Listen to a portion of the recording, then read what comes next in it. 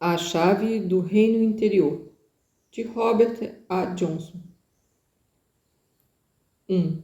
Introdução. O inconsciente e sua linguagem. Tópico: Despertando para o inconsciente. Uma manhã, como de hábito, uma mulher entrou em seu carro para ir trabalhar.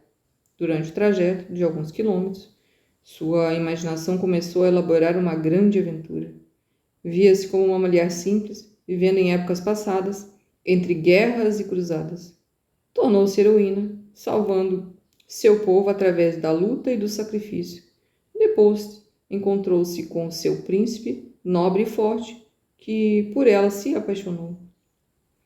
Com a mente consciente, assim totalmente ocupada, ela dirigiu o carro por várias ruas, parou nos semáforos, sinalizou corretamente, nos momentos certos e chegou em segurança ao estacionamento do seu local de trabalho. Voltando à realidade, percebeu que não era capaz de lembrar do trajeto percorrido. Não se lembrava de um único cruzamento, de uma única entrada à direita ou à esquerda. Assustada, perguntou-se: como pude percorrer todo esse trajeto sem me dar conta? Onde estava a minha mente? Quem dirigia enquanto eu sonhava? Mas fatos semelhantes já haviam acontecido antes, de forma que mudou o rumo de seus pensamentos e entrou no escritório. Diante de uma mesa de trabalho, começou a planejar as atividades do dia, quando foi interrompida por um colega que entrou furiosamente em seu escritório, atirando um memorando que ela fizera circular e vociferando por causa de detalhes do mesmo com os quais não concordava. Ela ficou pasmada. A raiva do colega era francamente desproporcional às dimensões dos detalhes que tinha dado nele. O rapaz, por sua vez, escutando a sua própria voz alterada, percebeu que estava fazendo uma tempestade em copo d'água. Confuso, murmurou uma desculpa e saiu. Chegando à sua sala, perguntou-se: que deu em mim? De onde veio isso? Em geral, não faço estardalhaço por tão pouco. Simplesmente não era eu. Sentiu que fervia de raiva e que, apesar de nada ter que ver com o tal memorando, ainda assim essa fúria se abatera sobre ele por causa daqueles pequenos detalhes. De onde vinha essa raiva toda, exatamente, ele não sabia. Se essas duas pessoas tivessem parado para pensar, talvez percebesse que estavam sentindo a presença do inconsciente em suas vidas, naquela manhã. De vários modos, na idas e vindas do dia a dia, o inconsciente age sobre e através de nós.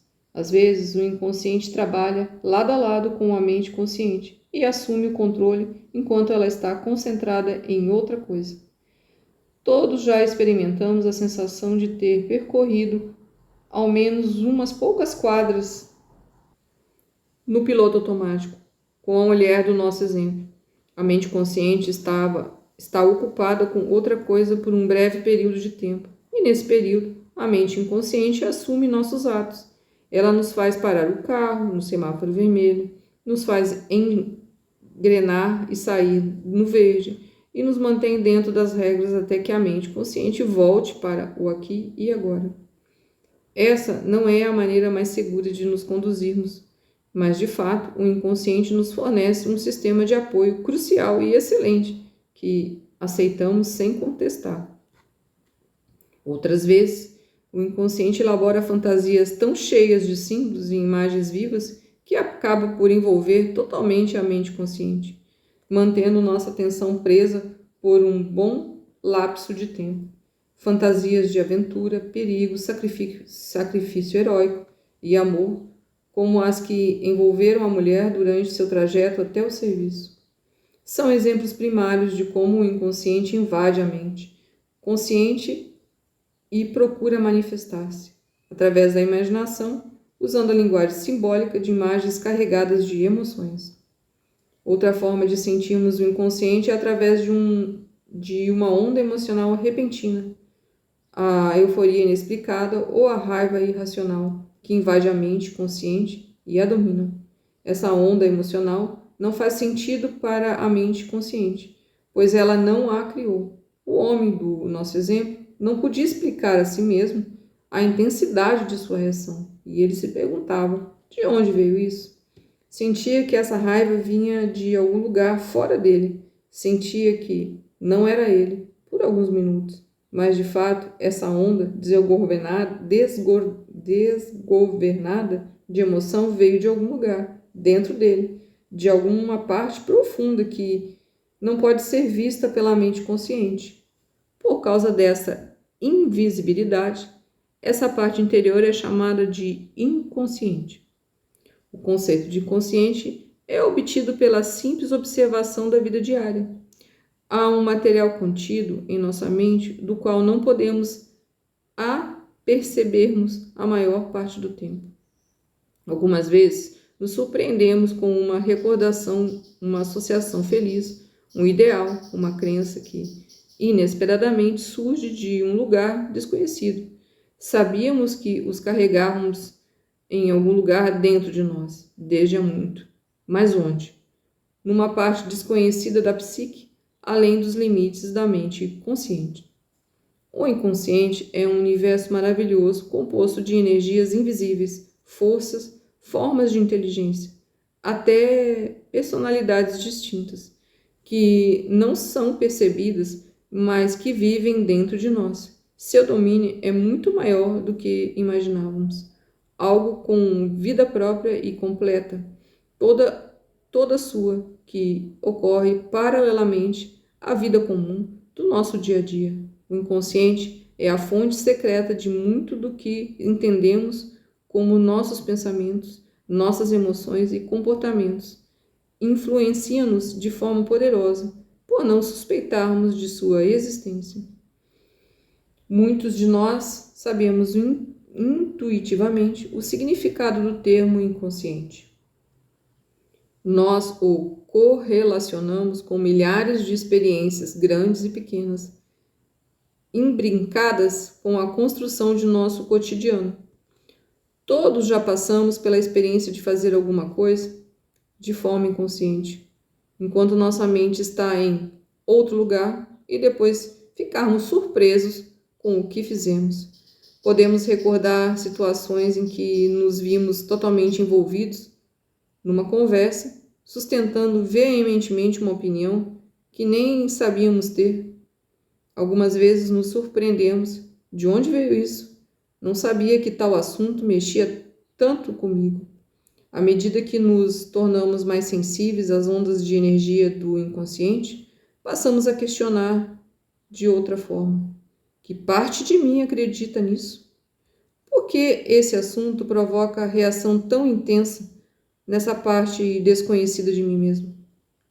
Podemos aprender a examinar esse tema mais de perto. O que se abate sobre mim é uma invasão súbita da energia do inconsciente. Se acho que não sou eu mesmo, é porque não me apercebi do que eu mesmo, incluindo também meu inconsciente. Essa parte escondida tem sentimentos fortes e quer expressá-los. Entretanto, a menos que aprendemos a trabalhar dentro de nós mesmos, essa parte permanecerá escondida para o consciente. Algumas vezes, essas personalidades escondidas são embaraçosas e violentas e nos sentimos humilhados quando se revelam. Outras vezes descobrimos que temos qualidades boas e poderes que desconhecíamos.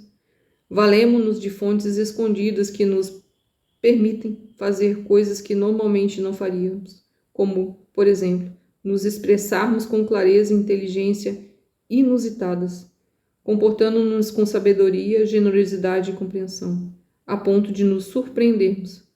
Sou diferente que pensava. Tenho qualidades, tanto positivas como negativas, que não conhecia em mim. Essas qualidades vivem no inconsciente, onde estão longe dos olhos, longe do coração. Somos muito mais do que o eu que conhecemos. A mente consciente só consegue concentrar-se de cada vez em uma área limitada do nosso ser real. Apesar de todo o esforço para o autoconhecimento, Só uma pequena porção do vasto sistema de energia do inconsciente consegue ser incorporada à mente consciente ou atuar no nível consciente. Então, temos que aprender como ir ao inconsciente e como ser receptivo às suas mensagens. É a única maneira de conhecermos as partes desconhecidas de nós mesmos. Muito obrigada por estar aqui. A gente se encontra no próximo tópico, abordando o inconsciente, voluntária ou involuntariamente. Até mais!